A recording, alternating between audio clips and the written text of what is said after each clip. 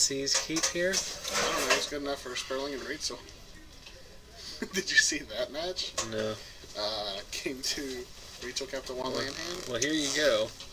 Game 3, Sperling kept the one land hand. So we're into our quarterfinals feature match here. It's a Lost Legions FNM standard event. 20 players and 4 rounds of Swiss have left us with these final 8 players. On the left, Scherr on the mulligan to 6, leading off with a turn 1 Thoughtseize, nabbing a Thassa, and his opponent Jonathan Wright on Monoblue Devotion leads off with a Judge's Familiar. And I didn't see what was in his hand, but obviously no Tidebinder Mage. Everybody who sits in that seat gets mana screwed. I've got 5 rounds of evidence. Sits in Joseph's seat? Druce. There's actually no Joseph involved in this match, but I don't know why I said Joseph. because you've been drinking since noon. So there's a Temple of Deceit going to not only add to Drew's lane count, but hopefully help him dig out of this situation. Are we debating whether we want to leave this one on top? And he decides he's going to shove it. Must be a spell. It must be a spell, and he needs lands. I think he's trying to get a 4th land, play that demon. He's got a Grey Merchant too, but it's also, well, whatever it was, like he doesn't want Jonathan to hit it off the Night Veil Spectre. Good point. That is something I'm very capable of missing if I were playing in this game. And he nabs a Mutavault. That's the 2nd time we've seen Jonathan do that under the camera today. So Drew does not draw a 4th land, so he can't play that demon, but if we can kill that Night Veil Spectre, that'd be a pretty good spot to be in. Nope, just going to play one of his own.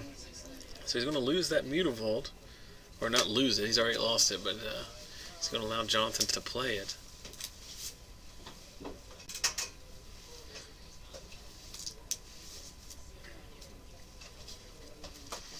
Did we counter it? No, it must have been bounced to his hand. Yeah, that was a Cyclonic Resident turn for Jonathan. Just going to keep the tempo up. And we nab a whip off of a Night Veil attack. This game is likely over anyway. Night Veil Spectre. Replay the Night Veil Spectre. Really new or? Ugh.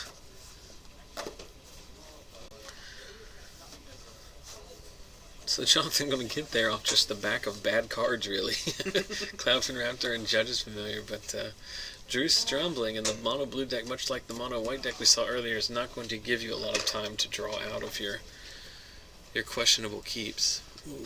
One of these cards is good in draft. Finally obtained one.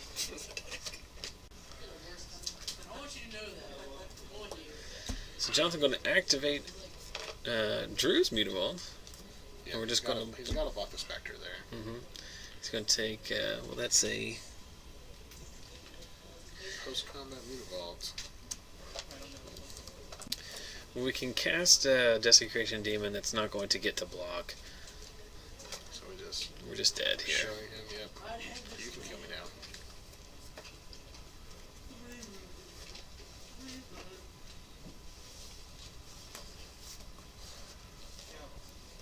So Johnny Wright's taking it down. Not even going to tap your demon. Nope. Get back all the cards you stole from me. So Jonathan Wright taking advantage of some mana problems from Drew Scherr's deck on the Mall.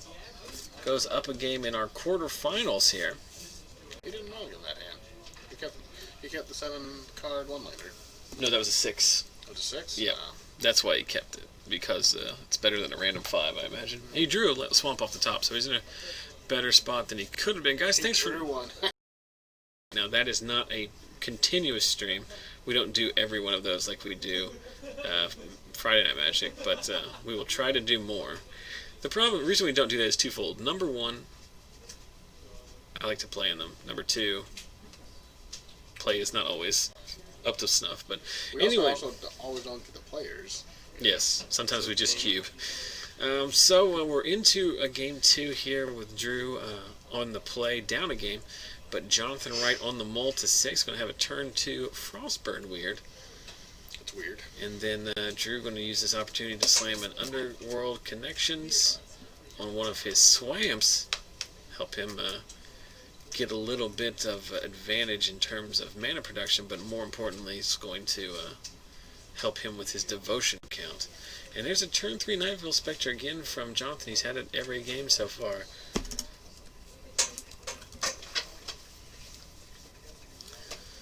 Drew's going to activate his connections main phase, trying to find a removal spell, I think, here.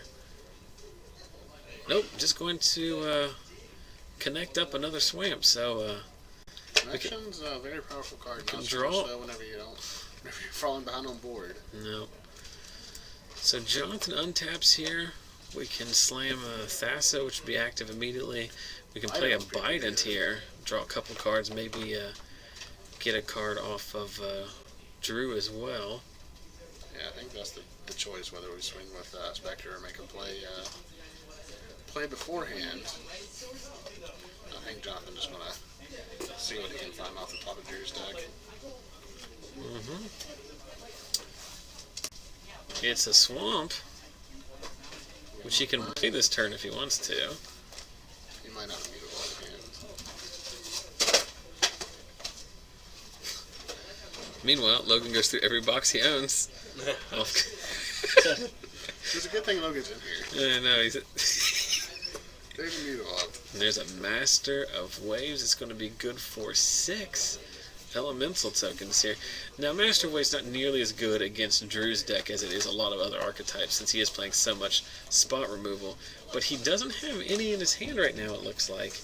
But he does have effectively 2 more draw steps. And since he is basically dead to this next attack, well, not basically dead, he's literally dead to this next attack, he has the wherewithal to draw 2 more cards, go to 13, and then try to find a removal spell here. Wait, what? Nightville Spectre? Yeah. That's just wrong, right? Or does he have a ultimate price in his hand? Ultimate price for a Doomblade. I don't see one, but I mean, I don't think this play makes any sense if you're not doing that, right? But it's also, I would think, important to do it while Jonathan is tapped out. I don't think he's going to play side-in counter magic, but you never know, right? Right. Well, there's a Nickfest activation. Well, you've got a Doomblade in response to the second Master, if you have it. Otherwise, you're just dead, right? There's a Monocrypt. God, I hate that Dead card. anyway.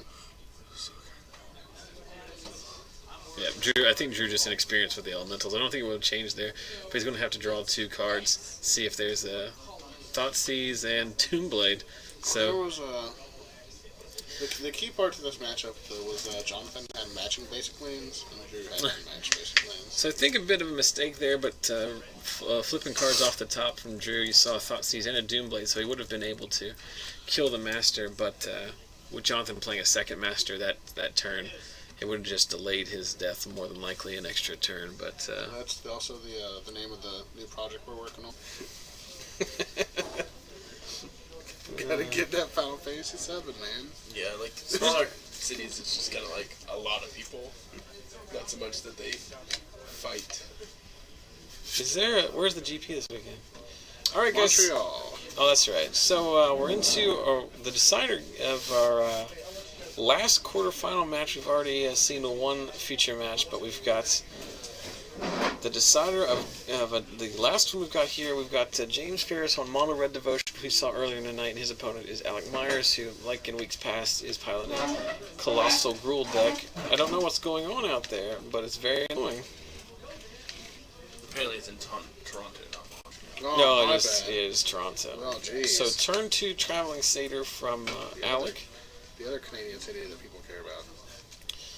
And then James plays his Nykthos on turn 3, but until he plays that hammer, no devotion to be spoken of. And here's turn 4 Ozynagos or Pelucanos. Think about it. Probably Pollock. Maybe, he's probably only played Xenagos. It's a weird keep by James. Yeah. We'll see what his high end is here. Chandra's very good in this matchup, especially whenever Alex want to draw like this. Mm-hmm. Then not attacking with the Yeah, Satyr? I didn't understand that. I guess he's protecting it, because James can activate yeah. his hammer and sack and then kill the Xenagos if he wants to. Well, all of his creatures have haste, and no matter what he plays, he can True. Probably kill True. the satyr or the Ferris. Yeah. Probably not worth the 2 damage. You are correct.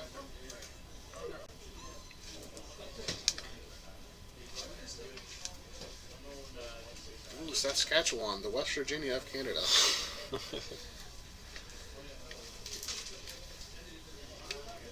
They have nice dog races. So James is going to cast an Anger of the Gods, clearing out the Traveling Satyr and the Satyr token.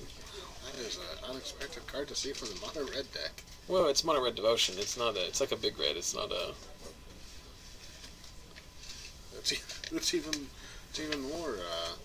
No, it's not. They used to play the old big red decks used to play Slagstorm in the main deck.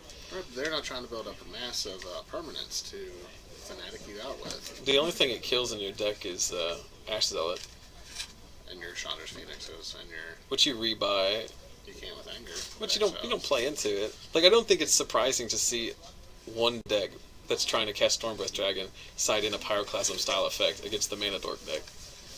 So there's I mean, different He options has such as like Flames of the Firebrand and Trickery. I don't think Electricity does what you want it to do here. Nope. I would not want to have it in this matchup. I was very, very surprised to see Anger of the Gods. Like, you usually don't see a curve of Hammer Perforation in Anger of Gods.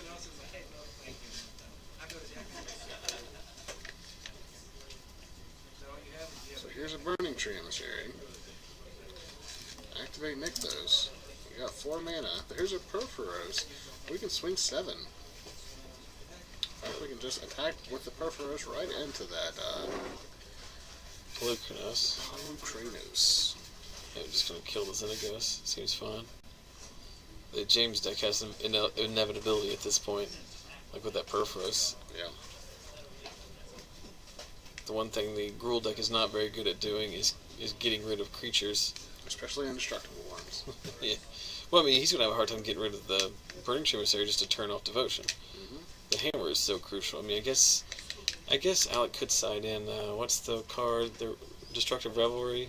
Mm-hmm. He does get a side I know he card. has that. I don't know if you bring it in here exclusively for the Hammer, because I don't know how many Hammers James is playing, but I think they call James the Hammer. James the Hammer Ferris. So activating... No, we're not activating. Plukadosh just tapping for 3 mana here. And we're going to Domri Fight. Well, I guess Domri is a good way of doing this.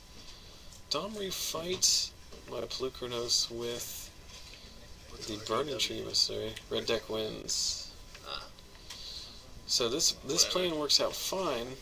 all red decks to me are just red decks. So this plan will work out fine here if James can't find 2 more red mana symbols.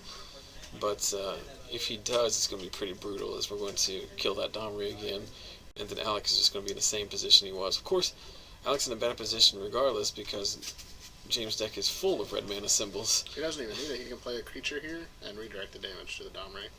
No, I forgot about the Perforos. Yeah, you're exactly right. In fact, he can even sack one of his lands to do it if he really wants to. Yep.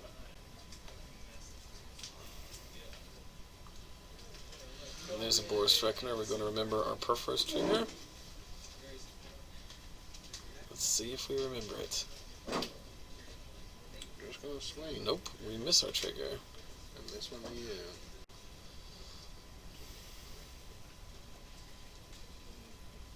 No profitable blocks here for Alec. He can take care of the Reckoner, but he's going to take 5 in the exchange. Mm-hmm. I'm going to jump out the Perforos. The chat mentioning that the green decks have the only true answer to the gods, which is Fade into Antiquity. Like, be interesting to see if he plays some number of those. But I'm not Alec, sure if he does. Alec up against it here. Scries one away, activates Domri, misses on that one too. Not the best of luck for him.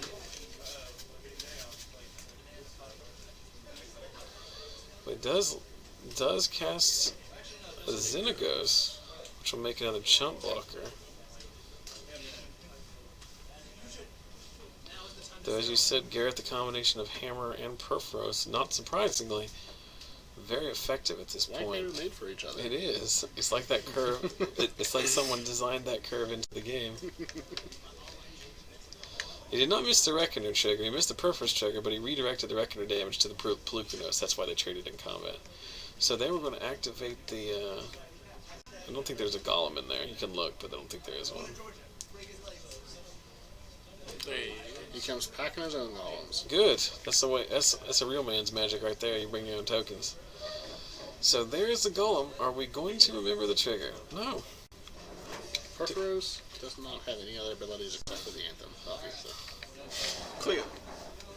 Not the 2 damage when it comes in. Creatures come in or anything. But James in a very good position up here. James in a position here that's very advantageous, where Alec doesn't have board presence, and he can just continue to make 3/3s if he keeps flooding out like he is. So we're holding the Satyr back, and we're playing a Garrick. We've got the Triforce assembled. Yeah, it's not any good. We're going to draw a billion cards, 2 Arbor Colossus and a card I couldn't see off of the Garrick +1, but, like, where does it put him? Like, I guess next turn he can start casting Arbor Colossus and makes, but the attacks are still good from James's side. Is Alec going to dig himself out of another game that seemed unwinnable, like he did against the Boros deck in the Swiss? If you didn't see that one, go back and watch it in the archives, because that was pretty impressive. He has the emissary, the Nylea's emissary cited in here. I saw him in the game 2 he won. Yeah, I mean, I guess there's a situation where, especially if James keeps missing these Perforce triggers, like, I guess there's a situation in which you can just gain enough life that you're ahead in the race. But Perforce can't even kill anything here, because the Satyr just kind of fogs everything. Well, but we can attack with the Reckoner, because I keep forgetting the haste.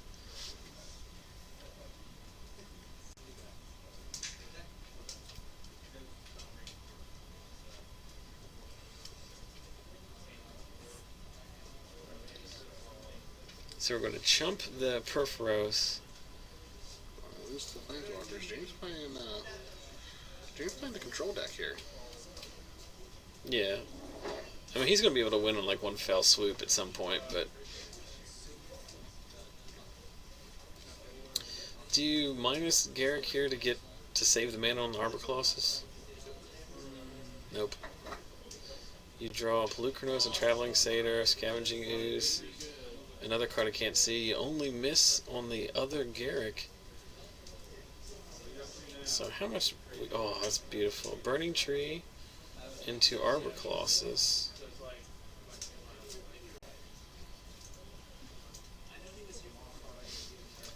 One, 2, 3, 4, 5. So the Burning Tree into Arbor Colossus, then activate Nykthos for 1, 2, 3, 4, 5, 6, 7. So we have 7 green mana here. So we know he has a Scavenging Ooze. Doesn't he have? He has another Arbor Colossus as well. Yep. And Traveling Satyr. Alright, so Alec put up a fight here. At some point there's going to be a situation in which James can attack with his Perforos, but he's going to be in danger of losing on the crackback, you know what I mean? I was gonna correct you, but What did I say? Traveling Satyr. I love that people feel the need to, like when I say Burning Tree Shaman instead of Burning Tree Emissary, that's a correctable thing, because the other one is a magic card. Is it? Yeah. Traveling Satyr doesn't exist. Well, no, I didn't know Burning Tree Shaman was a It's from the original Ravnica block. You could actually probably Pithing Needle Traveling Shaman and get Voyaging, or Traveling Shader and get Voyaging Satyr with it if you got a judge.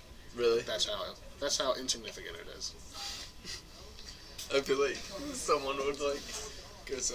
I had to make sure the guy I played last time, Pithing Needle, the Jace the Architect thought, and like I was about to play Memory Adept, and I was like, had to make sure that's what he said.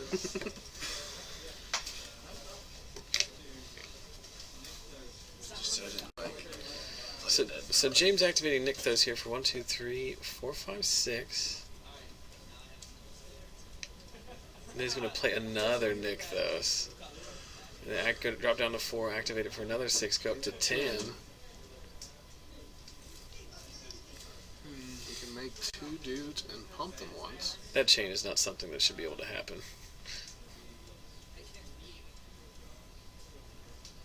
There's a double Anger of the Gods. And he's going to redirect 3 damage to Gruul. Off his own Reckoner trigger. Mm-hmm. So angry. Yeah, he's still got some mana floating here. I don't know what he can do with them. Yeah, he's going to make a golem and a kill. What? Why does he not attack? Oh, no, he remembered his trigger at that point. And he's going to attack Garrett. I thought if he's not attacking to kill Garrett here, like, why were you even playing anymore? But I was just jumping ahead because he did finally remember his Perforos trigger. So dealing 2 damage to Alec. Ironically, for as far as James has been ahead this game, that's the first damage he's done to Alec. Mm-hmm. No, he did not miss his trigger that time. He got that one. He got all triggers. But at this point, Alec has drawn so many cards off of Garrick, and James is hellbent here, and he does not have an active Perforos yet. Alec just got through his whole hand on the board. Yep, Yep, Pelucranos, Caryatid, and Scavenging Ooze. No mana up to use the Ooze, and now Alec is hellbent, so these guys are just going to play off the top of their deck. James desperately needs 2 mana symbols here. He does not need another mountain. But he can make a he has golem at the 2 end of cards in turn. hand, actually. He wouldn't help it. Does the shock affect? Is it target player or anything? I'm pretty sure it's each player.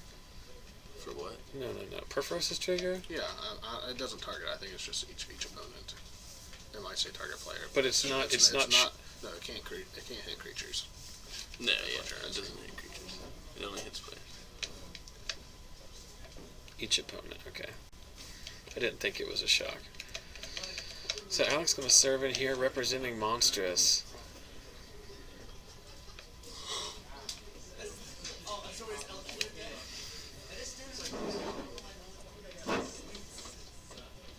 So James is going to activate his hammer here, make another golem token.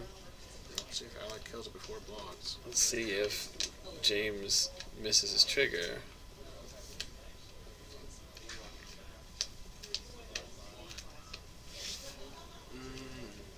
Yes, you can redirect the trigger to planeswalkers. Yeah, he does remember the trigger.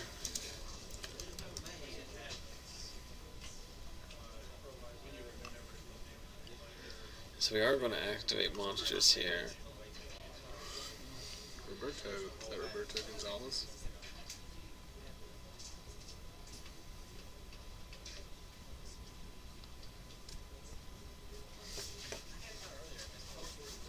I mean, he should activate Nykthos here because he turns a profit 1, 2, 3, 4. So 4, 5, 6, 7. So he's just doing it for 3. Just to kill one of the tokens. Let's have a follow-up play. Yeah, and then he's going to eat 4 things with his Scavenging Ooze. Make it a 5-5 and knock James down to 13. More importantly, pretty much winning this game at this point, right? Mm-hmm. I mean, what can James draw here? Boris Reckoner is like the best card, maybe? That Ooze is... The second Ooze. Yeah, just another mountain. And James has seen enough, so Alec again tonight. Pulling one out that pretty much thought was over. So congratulations to him. I'm going to go out there and try to expedite this thing. And then we'll get into semifinals, assuming they play it. There's a Wright brother still involved, so I imagine it is going to be played. So let's go get